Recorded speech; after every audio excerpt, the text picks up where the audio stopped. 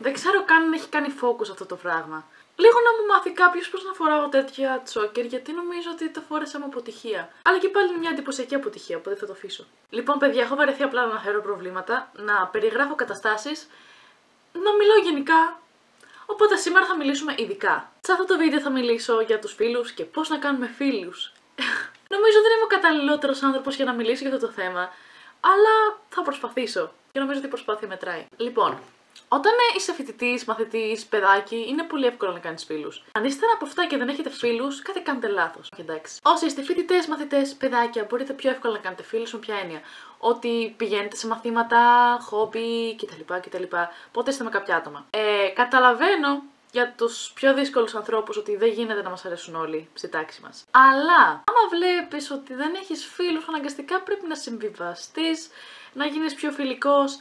Και εννοείται πως να είσαι ο εαυτός σου, αλλά νομίζω πως σε τέτοιες περιπτώσεις, άμα θες να νιώθεις εσύ καλύτερα και να μην νιώθεις απομονωμένος, πρέπει λίγο να προσαρμοστείς στο περιβάλλον και να προσπαθείς να αρέσεις σε αυτά τα άτομα. Τι να κάνουμε? Δεν ξέρω, νιώθω κακός άνθρωπος που σας παροτρύνω στο να κάνετε πράγματα για να αρέσετε στους άλλους, ενώ όλοι λένε να είσαι ο εαυτός σου κτλ. Όχι. Άμα βλέπεις ότι δεν αρέσεις τόσο στην παρέα σου, μπορείς να μείνεις μόνος σου, ωραία, δεν υπάρχει κάποιο πρόβλημα. Αλλά άμα θες να έχεις φίλους από τη τάξη σου, αναγκαστικά θα πρέπει να ταιριάξεις με κάποιους από αυτούς. Οπότε απλά κοίταξε όλα τα παιδάκια και διάλεξε με ποιους θέλω να κάνω παρέα. Ποιοι μου φαίνονται πιο πολύ cool, ποιοι μου φαίνονται ότι ταιριάζουν πιο πολύ σε μένα. Πάω εκεί και προσπαθώ να είμαι φιλικός και χαρούμενος και ευδιάθετος και να είμαι και για αυτούς, να τους κάνω παρέα. Εννοείται πως δυστυχώς στους κοινωνικούς μας κύκλους οι πιο πολλοί είναι λίγο πιο wow, τι πας να κάνεις, πας να μπεις στην παρέα μας. Οπότε θα πρέπει λίγο να το κάνεις έτσι διακριτικά. Εκτός κι αν είσαι στην ηλικία που μπορείς απλά να πεις θες να γίνουμε φίλοι και να γίνετε φίλοι. Αυτό είναι πολύ ωραίο. Είναι πολύ ωραία ηλικία. Μακάρι να κάναμε το ίδιο και σήμερα. Έλεγα εγώ νομίζω στη διάφορα άτομα, θες να γίνουμε φίλοι? Και θα μου λέγανε όχι. Αχ, νομίζω ότι είμαι αστεία. Γενικά είναι ωραίο να ανανεώνεις τις φιλίες σου, οπότε κάποιον θα βρεις νομίζω να κάνετε παρέα. Καταλαβαίνω ότι πάρα πολλοί σε αυτές τις ηλικίες έχουν θέματα με τις φιλίες, έχουν κάποια θεματάκια. Στεναχωριούνται, μαλώνουν, νιώθουν ότι δεν ταιριάζουν με την παρέα τους ή και να ταιριάζουν με την παρέα τους. Κάτι θα βρουν να στεναχωρηθούν. Απλά σκέψου ότι θα υπάρχουν και άλλα στάδια της ζωής σου, θα κάνεις άλλους φίλους. Θα ενταχθείς σε νέα κοινωνικά group. Αν πάλι δεν είσαι ευχαριστημένος με τα κοινωνικά group στα οποία είσαι ενταγμένος, μπορείς να αρχίσεις νέα πράγματα. Αν ας πούμε θες πιο πολλούς φίλους ζωγράφους, να αρχίσεις ζωγραφική. Αν θέλεις πιο πολλούς φίλους μουσικούς, άρχισε μουσική. Μπορείς να διευρύνεις εσύ το κύκλο σου. Αν πάλι δεν θες να ξοδέψεις λεφτά για να αρχίσεις κάποιο χόμπι και να βρεις φίλους, γιατί θα πεις σιγά μην δώσω και λεφτά για να βρω φίλους. Ωραία, υπάρχουν πράγματα, ειδικά σε μεγάλες πόλεις, εκδηλώσεις, υπάρχουν art galleries, υπάρχουν πράγματα που μπορείς να βρεις cool άτομα για να κάνετε παρέα. Δυστυχώς για τα μεγαλύτερα άτομα αυτό είναι πιο δύσκολο, το να κάνουν φίλους. Τώρα σας μιλάω για άτομα άνω των 40. Άμα είσαι άντε και 30, εντάξει, δουλεύεις, γνωρίζεις άτομα από εκεί. Το πιο πιθανό είναι να μην ταιριάζει με τα άτομα της δουλειάς ή τουλάχιστον να μην κάνεις παρέα. Γιατί από ό,τι έχω ακούσει από φίλους που δουλεύουν, τα άτομα της δουλειάς είναι σε φάση. Είμαστε απλά συνάδελφοι και δεν θα κάνω παρέα μαζί σου. Ότι wow, είμαστε απλά συνάδελφοι. Οπότε αυτό είναι κακό. Δηλαδή, όσο μεγαλώνεις, έτσι έχουμε κάνει τη ζωή μας οι περισσότεροι, που είναι πιο δύσκολο να κάνεις νέους φίλους. Ευτυχώς δεν έφτασα ακόμα σε αυτό το στάδιο και κάνω ακόμα φίλους. Γιατί άμα γίνω μεγάλη, να δω πώς θα κάνω φίλους. Και να βλέπεις ότι υπάρχουν τέτοια άτομα στη δουλειά σου. Αν δεν έχεις άλλο κοινωνικό κύκλο, πρέπει αναγκαστικά να είσαι εσύ αυτός που θα προσπαθήσει να γίνει φίλος με κάποιον από τη δουλειά.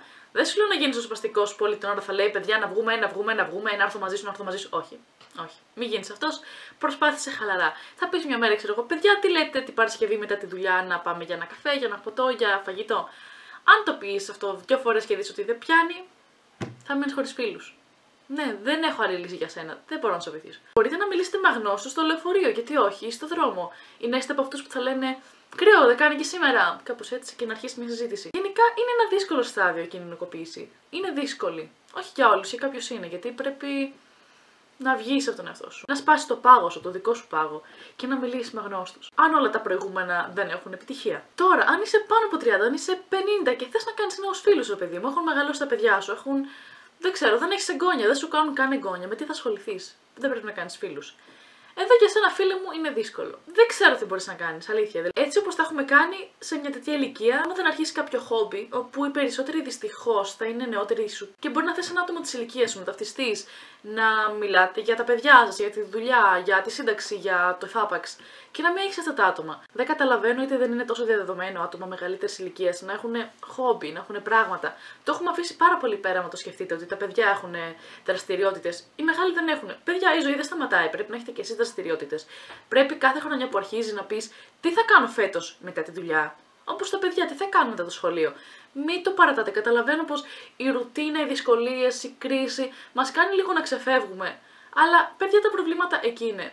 Όσοι έχετε να φάτε, σκεφτείτε ότι έχετε να φάτε. Μετά το φαγητό και τις πρώτες βασικές ανάγκες είναι η ψυχαγωγία. Δηλαδή, πιστεύω η ψυχαγωγία είναι πιο σημαντική από το να έχεις καλή θέρμανση στο σπίτι. Είμαι υπερβολική. Αν έχεις λίγα λεφτά, καλύτερα να κάψεις λιγότερο καλοριφέρ και να βγεις περισσότερο έξω. Γιατί θα σε κάνει να νιώσεις καλύτερα. Απ' την άλλη, έχει θέρμανση στις καφετέριες. Δεν έχει. Έχει. Αν είσαι μεγάλος, αναγκαστικά θα είναι πιο δύσκολο για σένα να κάνεις φίλους. Αλλά μην το βάζεις κάτω.